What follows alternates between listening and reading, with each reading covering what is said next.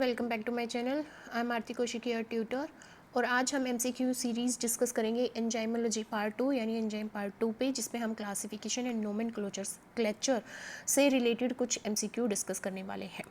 ठीक है, तो due to my health issues lately I was not uploading the video lectures, but now again I am fit and fine hopefully. भगवान की दया से, कृपा से अगर ऐसे ही चला तो you will receive every day 2 lectures at 6:30 in the morning and 6:30 in the evening, and you are going to receive one MCQ series at 11 AM in the morning and also short videos. So ये हमारी video है Monday को, ठीक है, 11 AM। तो हम discuss कर रहे हैं एमसीक्यू पार्ट 2 ऑफ एंजाइम्स यानी कि क्लासिफिकेशन ऑफ एंजाइम्स से रिलेटेड एमसीक्यू। तो आपको पेपर पेन लेके बैठना है, अपने क्वेश्चन खुद सोल्व करने हैं, कमेंट सेक्शन में अपना स्कोर लिखना है ताकि मेरे को पता चले आपको मेरी वीडियो लेक्चर से कितना समझ में आ रहा है या आप प्रैक्टिस कर रहे हो या नहीं। If you are serious about your preparation you will solve these questions. Obvious सी बात है, जितनी ज़्यादा प्रैक्टिस आप करोगे उतनी ज़्यादा अच्छी प्रिपरेशन आपकी होगी। तो क्वेश्चन नंबर फर्स्ट से स्टार्ट करते हैं बिना देर किए। Enzymes are primary classify according to, किसके बेसिस पे हम एंजाइम्स को क्लासीफाई करते हैं? Their molecular weight, their cellular location, the reaction they catalyse, their amino acid composition. तो ऑब्वियस सी बात है द रिएक्शन दे कैटालाइज कि अगर लाइपेज एंजाइम है या ऑक्सीडोरिडक्टेज एंजाइम है, कौन सा एंजाइम है, ट्रांसफेरेज एंजाइम है, किस तरह की रिएक्शन वो परफॉर्म करता है, उसके बेसिस पे हम एंजाइम्स को क्लासीफाई करते हैं। सेकंड है EC, is enzyme classification stand for. EC का मतलब क्या है? Enzyme catalysis, enzyme commission, enzyme classification या एंजाइमेटिक कॉम्प्लेक्स। तो इसका मतलब क्या है? Enzyme commission. नेक्स्ट है the internationally accepted enzyme classification system was developed under the, किसने डेवलप किया था? WHO ने, IUBMB ने, यूनेस्को ने, ये FDA ने। किसने किया था? IUBMB ने डिस्कस किया था। नेक्स्ट है, मैं एक्सप्लेन नहीं कर रही हूँ। क्यों नहीं एक्सप्लेन कर रही हूँ? क्योंकि मैं थ्योरी लेक्चर में ये सब एक्सप्लेन कर चुकी हूँ। ठीक है, तो ये हमारी प्रैक्टिस सीरीज़ है, तो यहाँ पे सिर्फ हम सोल्व करेंगे, प्रैक्टिस करेंगे। ठीक है, नेक्स्ट क्वेश्चन हमारा यहाँ पे, जस्ट अ मिनट, ठीक है। Question number 4, how many major enzyme classes were traditionally recognised in EC classification. Enzyme commission classification में कितनी क्लासेस है? 4 है, 5 है, 6 है, 7 है। कितनी क्लासेस है? हमारी 6 क्लासेस है। नेक्स्ट है, which enzyme class is represented by EC1। कौन सी क्लास है? ट्रांसफेरेज है, ऑक्सीडोरिडक्टेज है, हाइड्रोलेजेस है या लाइगेज है? कौन सी है? ऑक्सीडोरिडक्टेज क्लास हमारी क्या है? EC1 में आती है। नेक्स्ट हमारे पास है EC2। EC2 रिप्रेजेंट, क्या रिप्रेजेंट करती है? ट्रांसफेरेज को, हाइड्रोलेजेस को, लाइज को या आइसोमेरेज को। किसको रिप्रेजेंट करती है? ट्रांसफेरेजेस को एक्सप्लेन करती है। नेक्स्ट है हमारे पास EC3 enzymes are. EC3 enzymes क्या है?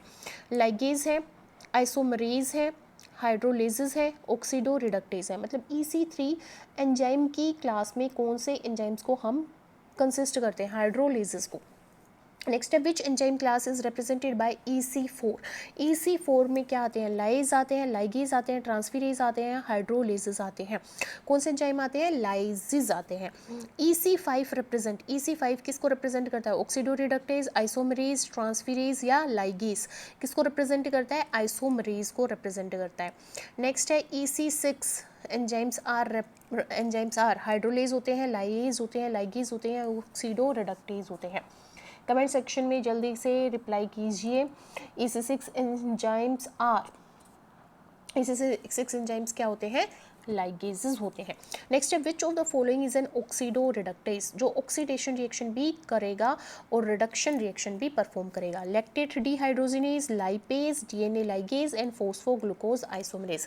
ये कुछ एग्जांपल्स हैं एंजाइम्स के जिसमें से हमें बताना है ऑक्सीडोरिडक्टेज कौन सा है। लैक्टेट डिहाइड्रोजिनेज है जो ऑक्सीडो रिडक्शन रिएक्शन करता है। ऑक्सीडोरिडक्टेज मेनली कैटालाइज, क्या कैटालाइज करते हैं? हाइड्रोलाइसिस रिएक्शन को, रिडॉक्स रिएक्शन को, आइसोमराइजेशन रिएक्शन को या ग्रुप ट्रांसफर रिएक्शन को। अभी ऊपर देखा हमने रिडॉक्स रिएक्शन, ये परफॉर्म करते हैं रिडक्शन एंड ऑक्सीडेशन। नेक्स्ट है question number 13, dehydrogenases generally belong to. Dehydrogenases enzymes जो होते हैं वो किससे बिलोंग करते हैं? ऑक्सीडोरिडक्टेज से, ट्रांसफेरेज से, हाइड्रोलेज से या लाइगेज से। कौन सी कैटेगरी से वो बिलोंग करते हैं? तो ऑक्सीडोरिडक्टेज से वो बिलोंग करते हैं। नेक्स्ट है, which enzyme transfer an amino group from one molecule to another. Amino group को ट्रांसफर करने वाला एंजाइम क्या होगा? अमाइनो ट्रांसफेरेज, नाम से पता चल रहा है।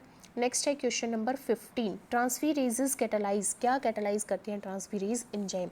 Transfer of functional group, hydrolysis of bond, formation of isomers only, oxidation of water.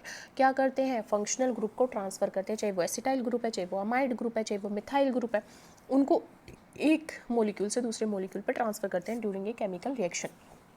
Next है हेक्सोकाइनेज इज क्लासिफाइड एज, ये हाइड्रोलेज है, ट्रांसफेरेज है, लाइज है या आइसोमरेज है? ये ट्रांसफेरेज है क्योंकि ग्लाइकोलाइसिस के टाइम पे हम देखते हैं कि ग्लूकोज से ग्लूकोज 6 फॉस्फेट बन जाता है, ग्लूकोज से ग्लूकोज 6 फॉस्फेट बन जाता है। यहाँ पे क्या हुआ? ग्लूकोज के ऊपर फॉस्फेट ग्रुप को ट्रांसफर किया गया, तो ये ट्रांसफेरेज एंजाइम है। तो हेक्सोकाइनेज क्या है? ट्रांसफेरेज एंजाइम है, ये फॉस्फेट ग्रुप को ट्रांसफर करता है। काइनेज एंजाइम फॉस्फेट ग्रुप को बाइंड करते हैं किसी मॉलिक्यूल से, ठीक है। हाइड्रोलेसिस कैटालाइज रिएक्शन इन्वॉल्विंग, किस तरह की रिएक्शंस ये कैटालाइज करते हैं? ATP synthesis, hydrolysis using water, redox reaction only, intramolecular rearrangement only. क्या करते हैं? हाइड्रोलाइसिस करते हैं वाटर का यूज करके। नेक्स्ट है which of the following is a hydrolase? Lipase, lactate dehydrogenase, DNA ligase, glucose isomerase. तो क्या है? Lipase enzyme are hydrolase. Next है proteases are generally classified as oxidoreductase, transferase, hydrolases, ligase. Protease क्या है? किस में हम इनको क्लासिफाई करेंगे? हाइड्रोलेजेस में हम इनको क्लासिफाई करेंगे। The word hydrolase is associated with hydrogen transfer, hydrolysis, hydrogen bonding, hydrophobic interaction. तो क्या है? हाइड्रोलाइसिस करते हैं कौन? Hydrolase enzyme. नेक्स्ट है लाइज जनरली कैटालाइज, लाइज जो एंजाइम है वो क्या करते हैं? बॉन्ड क्लीवेज करेंगे बाय हाइड्रोलाइसिस रिएक्शन, एडिशन और removal of groups often associated with double bond, या फिर transfer of phosphate groups only, ATP synthesis. तो क्या करते हैं? ये करते हैं एडिशन या रिमूवल ऑफ ग्रुप जो डबल बॉन्ड से एसोसिएटेड होते हैं, उन ग्रुप्स को ये क्या करते हैं? रिमूव करते हैं। नेक्स्ट है क्वेश्चन नंबर 22 जो कहता है which of the following is a lyase enzyme, कौन सा इनमें से एग्जाम्पल है लाइज का? Aldolase, lipase, DNA ligase, hexokinase. तो कौन सा है? एल्डोलेज। नेक्स्ट है question number 23 pyruvate decarboxylase catalysis, किसको कैटालाइज करता है? Addition of phosphate, removal of carbon dioxide, addition of water, transfer of amino group. तो बताओ पायरुवेट डी कार्बोक्सिलेज क्या करेगा? डी कार्बोक्सिलेज एंजाइम में तो कार्बन डाइऑक्साइड को रिमूव करेगा। Fumarase is classified as hydrolase, lyase, ligase, transferase. किस में हम इसको क्लासिफाई करेंगे? लाइज की कैटेगरी में इसको क्लासिफाई किया जाएगा। नेक्स्ट है आइसोमेरेज कैटालाइज, किसको कैटालाइज करते हैं? Isomerase. Transfer of group between molecules, oxidation reduction reaction, intramolecular rearrangement या हाइड्रोलाइसिस। तो आइसोमेरेज क्या करता है? आइसोमेरेज आइसोमर्स फॉर्म करता है इंट्रामोलिकुलर रीअरेंजमेंट करके मॉलिक्यूल्स के बीच में। Next question 26 which of the following is an isomerase? Phosphoglucoisomerase, lipase, lactate dehydrogenase या डीएनए लाइगेज। तो A is the correct answer, phosphoglucoisomerase. Question number 27 क्या कहता है? द रिएक्शन ग्लूकोज 6 फॉस्फेट से फ्रक्टोज 6 फॉस्फेट बनना रिवर्सिबल रिएक्शन है, ये कौन कैटालाइज करता है? हेक्सोकाइनेज, फॉस्फोग्लूकोआइसोमरेज, एल्डोलेज या phosphatase. Obviously option B is the correct answer. Glycolysis के टाइम पे फॉस्फोग्लूकोआइसोमरेज ये रिएक्शन परफॉर्म करता है। म्यूटेसेस आर जनरली क्लासिफाइड अंडर, कौन सी कैटेगरी में म्यूटेज को क्लासिफाई किया जाएगा? ट्रांसफेरेजेस, आइसोमरेजेस, हाइड्रोलेजेस या लाइगेजेस। किसकी कैटेगरी में क्लासिफाई किया जाएगा? आइसोमरेज की कैटेगरी में क्लासिफाई किया जाएगा क्योंकि आइसोमर्स फॉर्म करेगी, ठीक है। नेक्स्ट है लाइगेज जर्नली कैटालाइज, क्या कैटालाइज करते हैं? Joining of two molecules, hydrolysis of protein, oxidation of substrate, intramolecular rearrangement. तो लाइगेज क्या करते हैं? लाइगेज हमारे दो मॉलिक्यूल्स को जोड़ते हैं, जैसे लाइगेज एंजाइम फॉस्फोडाइएस्टर बॉन्ड जो टूट जाता है उसको जोड़ने का काम करता है। नेक्स्ट है which enzyme is a classic example of a ligase? DNA ligase, pepsin amylase या lactate dehydrogenase. Obviously DNA ligase हमारा लाइगेज का एग्जाम्पल है। Ligase reaction are commonly coupled to the hydrolysis of glucose, ATP और another nucleoside triphosphate, water only, NAD positive only. तो क्या होते हैं जो हमारे लाइगेज एंजाइम होते हैं वो किसका हाइड्रोलाइसिस करके एनर्जी लेते हैं? एटीपी का या किसी न्यूक्लियोसाइड ट्राइफॉस्फेट का। DNA ligase is important because it breaks DNA into nucleotides, join DNA fragments, synthesise RNA, और डिग्रेड्स प्रोटीन, ये डीएनए फ्रेगमेंट्स को ज्वाइन करता है, ठीक है, इसलिए ये इंपॉर्टेंट एंजाइम हो जाता है। In an EC number such as EC 1.1.1.27, the first digit indicate, first digit किसको indicate करती है? Individual enzyme, major enzyme class, substrate या कोफैक्टर, किसको रिप्रेजेंट करती है? द मेजर एंजाइम की क्लास को रिप्रेजेंट करती है।